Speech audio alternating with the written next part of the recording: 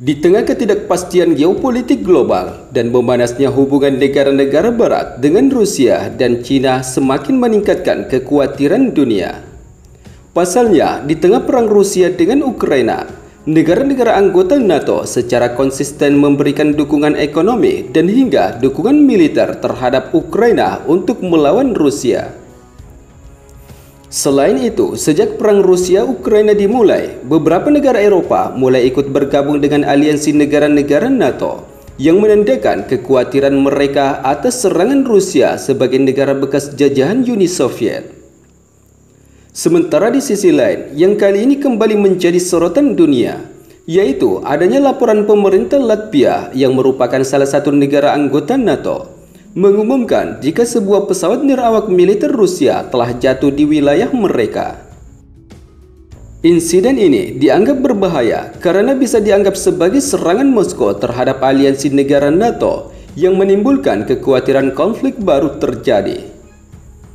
Seperti yang kita ketahui bahwa negara Latvia adalah merupakan negara Baltik yang pernah diperintah oleh Uni Soviet, tetapi sekarang menjadi negara anggota Uni Eropa dan NATO. Negara tersebut memiliki hubungan yang tegang dengan Rusia setelah merdeka, dan hubungan semakin memburuk sejak Rusia menginvasi Ukraina pada Februari tahun 2022 lalu. Sementara itu, menurut media AFP, pesawat nirawak militer Rusia yang jatuh di bagian timur Latvia kini sedang dalam penyelidikan oleh pihak negara anggota NATO pada 9 September 2024.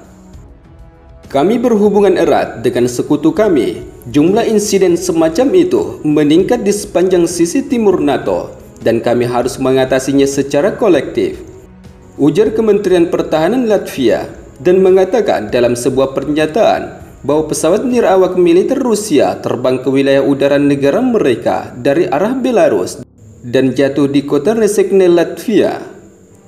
Tidak hanya itu, sebab negara anggota NATO lainnya, yaitu Rumania, mengatakan bahwa pesawat nirawak Rusia yang menyerang infrastruktur sipil di negara tetangga, yaitu Ukraina, pada malam hari juga dikabarkan telah memasuki wilayah udara mereka.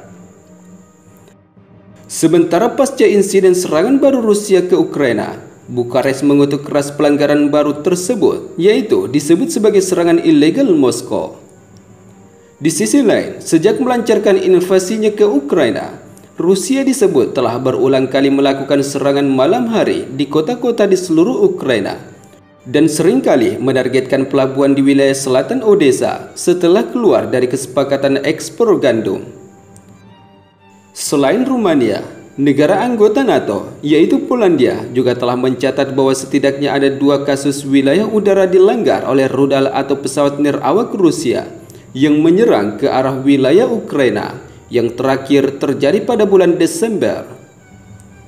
Dalam sebuah wawancara dengan Financial Times yang diterbitkan pada minggu lalu, Menteri Luar Negeri Polandia, Radoslaw Sikorski, mengatakan jika Warsawa seharusnya memiliki hak untuk menembak jatuh rudal Rusia yang menargetkan Ukraina sebelum memasuki wilayah udara Polandia meskipun ada tentangan NATO.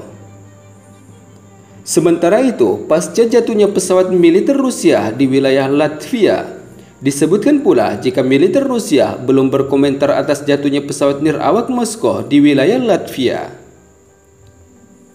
Sementara di sisi lain, menurut kutipan sumber media informasi yang kami kutip pada 11 September, Sekretaris Jenderal Pakta Pertahanan Atlantik Utara atau NATO, Jens Stoltenberg, pada 6 September kemarin kembali meminta agar China menghentikan dukungannya untuk Rusia. Stoltenberg mengatakan jika China tidak dapat terus mengobarkan konflik militer terbesar di Eropa tanpa berdampak pada kepentingan dan reputasi China, dan mendesak semua sekutu NATO untuk mempertahankan dukungan mereka bagi Ukraina. Dia bahkan menekankan bahwa cara tepat untuk mengakhiri perang adalah dengan memberikan Ukraina bantuan militer yang dibutuhkan untuk menang atas Rusia. Presiden Putin harus menyadari bahwa dia tidak dapat menang di medan peperangan, tetapi harus menerima perdamaian yang adil dan abadi di mana Ukraina tetap menjadi negara yang berdaulat dan merdeka, ujar Stoltenberg. Selain itu, dia juga memuji negara Norwegia atas kontribusi mereka terhadap kelompok tempur multinasional NATO di Lautinia dengan melakukan misi pengawasan udara dan peningkatan anggaran pertahanan. Pujian Stoltenberg sebagai Sekretariat Jenderal NATO atas dukungannya terhadap negara Ukraina, termasuk penyediaan sistem pertahanan udara canggih, pesawat jet tempur F-16, dan kemampuan militer canggih lainnya. Sementara di sisi lain, menurut media informasi militer terkait yang kami kutip pada 11 September 2024 kemarin, kapal perang NATO dikabarkan mulai mendekati wilayah Selat Taiwan. Pasca beberapa kapal negara aliansi NATO mulai mendekati wilayah perairan Taiwan yang berbatasan langsung dengan wilayah kedaulatan China, China kemudian memperingatkan Jerman untuk tidak membahayakan kedaulatannya setelah muncul laporan yang menyebutkan bahwa Berlin akan mengirim kapal perang ke perairan yang dipersengketakan di dekat negara tersebut. Mengutip dari media Jerman, Der Spiegel yang melaporkan bahwa Jerman sebagai anggota negara NATO akan mengirim kapal perang frigat Baden-Württemberg dan kapal pengisian ulang manufaktur yang melintasi Selat Taiwan dalam perjalanan mereka dari Korea Selatan ke Indonesia pada pertengahan September.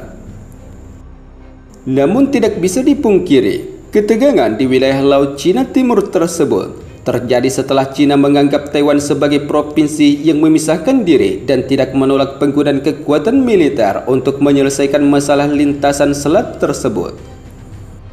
Sementara Beijing sendiri mengklaim wilayah yurisdiksi atas perairan ini, di mana mereka sering mengerahkan pesawat militer dan kapal perang yang beroperasi di dekat Taiwan sebagai unjuk kekuatan.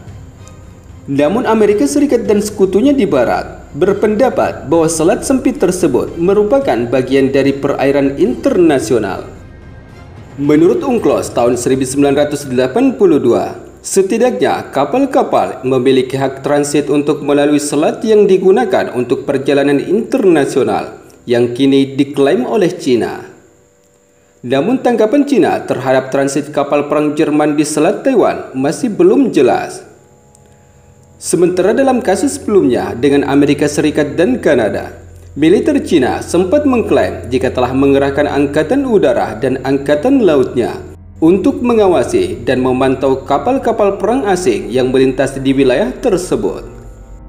Menurut laporan Der Spiegel, pemerintah Jerman tidak ingin mempublikasikan transit ini secara luas yang akan menjadi pelayaran pertama Angkatan Laut Jerman melalui Selat Taiwan sejak tahun 2002. Langkah ini berbeda dengan Amerika Serikat dan Kanada yang secara terbuka mengumumkan perjalanan mereka.